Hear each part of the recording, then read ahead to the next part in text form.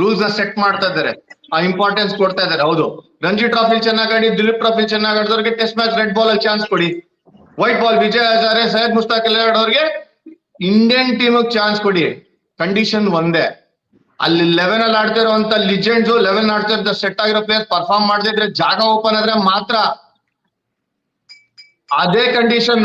ಅವ್ರು ಹೊಡಿತಾನೆ ಇದ್ರು, ಆಡ್ತಾನೆ ಇದ್ರು, ನಾನು ಆಡ್ತೀನಿ ಅಂತಂದಾಗ ಡೊಮೆಸ್ಟಿಕ್ ಅಲ್ಲಿ ನೀನ್ ಎಷ್ಟೇ ಹೊಡೆದ್ರು ಯೂಸ್ ಇಲ್ಲ, ನಿನ್ ದುರಾದೃಷ್ಟ ಅಷ್ಟೇ. You are in the wrong time. ಆತರ ಕೇಸ್ಗಳು ಸುಮಾರು ಆಗೋಗಿದೆ. ಡೊಮೆಸ್ಟಿಕ್ ಅಲ್ಲಿ ನೋಡಿದ ತಕ್ಷಣ ಚಾನ್ಸ್ ಕೊಡ್ಬೇಕು, ಅಲ್ಲಿ ವೇಕೆನ್ಸಿ ಇರ್ಬೇಕು, ಅದೇ ಇರೋದು. ಇವಾಗ ವೆರಿ ಅನ್ಫಾರ್ಚುನೇಟ್. ಬಟ್ ಆದ್ರೆ ನೀವು ಆ ಸ್ಕೀಮ್ ಆಫ್ ಥಿಂಗ್ಸ್ ಅಲ್ಲಿ ಇರ್ಲೇಬೇಕು ಅಂದ್ರೆ ಅದನ್ನ.